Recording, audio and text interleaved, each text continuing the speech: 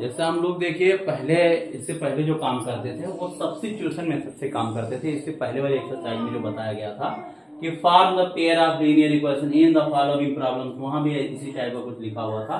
And find their solution, ये चीज नहीं लिखा हुआ था इफ दे एग्जिस्ट, ठीक है, बाय द एलिमिनेशन मेथड। वहां पर ये लिख दिया था, जैसे यहाँ एलिमिनेशन मेथड लिख रखा है, वैसे ही यहाँ पर क्या लिख रखा था कि सब्स्टिट्यूशन मेथड से आपको जो भी लैंग्वेज की प्रॉब्लम थी वो किससे सॉल्व करना था, सब्स्टिट्यूशन मेथड से सॉल्व कराना था। तो सब्स्टिट्यूशन मेथड से सॉल्व कराना था, लेकिन यहाँ पर हमको किस मेथड से सॉल्व कराना है, एलिमिनेशन मेथड से सॉल्व कराना है, मतलब एलिमिनेट करना होगा। इफ दे एग्जिस्ट, बोल रहा है कि अगर सोल्यूशन एग्जिस्ट करता है तो आपको सोल्यूशन किस मेथड से निकालना होगा, एलिमिनेशन मेथड से निकालना होगा। पहला जो प्रॉब्लम बोला है, जो लैंग्वेज प्रॉब्लम पहला है इसका फर्स्ट पार्ट का, if we add 1 to the numerator and subtract 1 from the denominator, a fraction reduces, reduction मतलब घट के क्या हो जा रही है, 1 हो जा रही है। It becomes 1/2 if we only add 1 to the denominator, what is the fraction.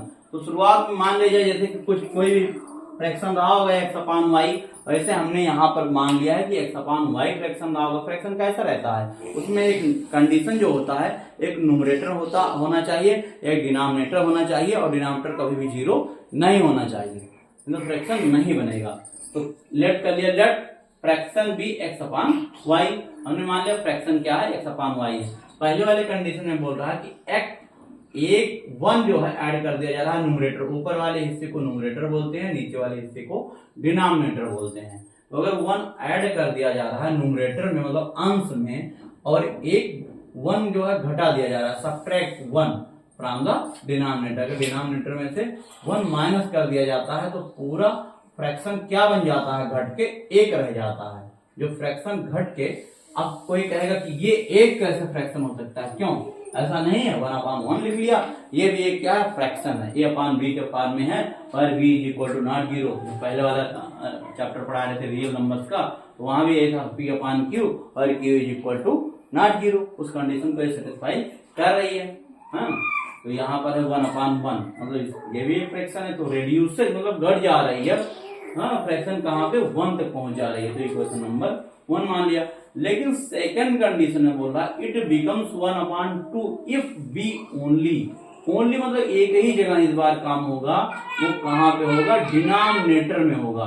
हाँ, only add 1 to the denominator, denominator में सिर्फ ऐड कर रहे हैं 1, तो क्या बनता है ये fraction 1/2, what is the fraction. तो आपको फ्रैक्शन निकालना है, मतलब x/y की वैल्यू निकालनी है, x और y की पहले वैल्यू निकालनी होगी।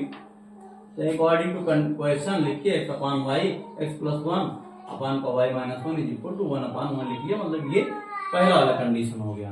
दूसरे वाले कंडीशन में क्या है, सिर्फ और सिर्फ डिनोमिनेटर में 1 ऐड किया जा रहा है, न्यूमरेटर को छेड़ा नहीं जा रहा है, न्यूमरेटर के ऊपर कोई फर्क नहीं पड़ रहा है, तो x/y + 1 = 1/2 हो जाता है। अब इसको अगर सॉल्व कराते हैं क्रॉस क्रॉस, तो ये हो जाएगा। हाँ, तो देखिए फ्रॉम इक्वेशन फर्स्ट, यहाँ से अगर सॉल्व करा रहे हैं तो ये इसके पास पहुंचा, ये इसके पास पहुंचा, तो 1 से मल्टीप्लाई होने पे कोई फर्क नहीं पड़ने वाला है, तो ये ऐसे ही रहेगा, ये यहाँ पहुंच गया, ठीक है। तो ये ऐसा कुछ बन गया, इस y को इस साइड लेके चले जाइए तो ये -y हो गया, और माइनस का 1 इधर है और ये प्लस का 1 उधर जब पहुंचेगा तो प्लस वाले जो उस साइड दूसरे साइड जाएगा, तो इसका साइन चेंज होता है, तो -1 हो जाएगा, तो -1 यानी -2 हो गया। तो x - y की वैल्यू आई कितनी, -2 आ गई, क्वेश्चन नंबर 3 लिख दिया। हाँ, अब दूसरे वाले इक्वेशन में क्या बोला, यहाँ भी क्रॉस कराएंगे तो 2x हो जाएगा, और ये 1 से मल्टीप्लाई होगा तो कोई फर्क नहीं पड़ेगा, तो 2x = क्या हो गया, y + 1 हो गया। इस y को इस साइड लेते चले आइए, तो ये जब y इस साइड आएगा तो 2x - y होगा, और 1 = 1 है। अब नाउ इक्वेशन थर्ड, एक इक्वेशन आपके पास ये बन गई, ये सिंप्लीफाइड फॉर्म में ये है, और ये भी सिंप्लीफाइड फॉर्म में है, इसलिए इन दोनों पे हमको काम करना है, यानी सॉल्व कराना है x और y की वैल्यू के लिए। From equation third minus equation fourth कर लिया। क्यों किया, क्योंकि यहाँ प्लस का x है, यहाँ भी प्लस का x है, यहाँ भी माइनस का y है, अगर हम ऐड करते, हाँ ऐड करते तो ये -y है, तो माइनस का 2y हो जाता। तो एक एलिमिनेट करना है, चाहे y को एलिमिनेट कर दीजिए, चाहे x को, कोई एक जो है हमको इसमें से हटाना पड़ेगा, तभी जो है टोटल इक्वेशन जो सॉल्व होके आएगी वो किसी एक में ही आएगी।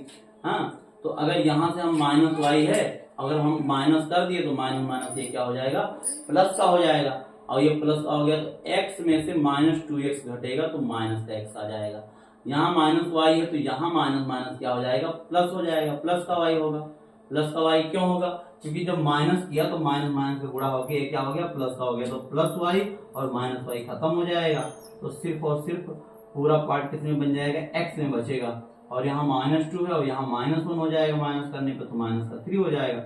तो यहाँ से ये सॉल्व कराओगे तो माइनस का एक्स आएगा, तो minus x is equal to -3, minus minus दोनों तरफ खत्म कर दीजिए, तो एक्स की वैल्यू आ कितनी गई, 3 आ गई। Now put the value of x in equation third. Equation third में क्यों रख रहे हैं, क्योंकि ये सिंप्लीफाइड फॉर्म में इक्वेशन लिखी गई है, इसलिए यहाँ रख रहे हैं, 1 में नहीं रख सकते, चाहे यहाँ रख दीजिए चाहे यहाँ रख दीजिए। तो जब यहाँ रखा है एक्स की वैल्यू, तो एक्स की value 3 minus y is equal to -2 हो गया। अब माइनस वाई इस साइड ऐसे ही रहने दीजिए, क्योंकि इसी को हमको वैल्यू निकालनी है। जो इधर कांस्टेंट वाला टर्म है, कांस्टेंट वाले को उस तरफ कांस्टेंट वाले के पास भेज दीजिए, तो -2 है और ये 3 उस साइड गया तो -3 हो गया, तो -2 -3 यानी -5 हो गया। तो minus y is equal to -5, तो इधर भी माइनस इधर भी माइनस, तो दोनों तरफ माइनस क्या हो जाएगा, खत्म हो जाएगा, y इज इक्वल टू 5 आ गया। तो x और y की वैल्यू हमारे पास आ गई। The fraction become x upon y। Fraction क्या है, x अपॉन y ही हम मान के चले, यही फ्रैक्शन रहा होगा इनिशियल स्टेज में।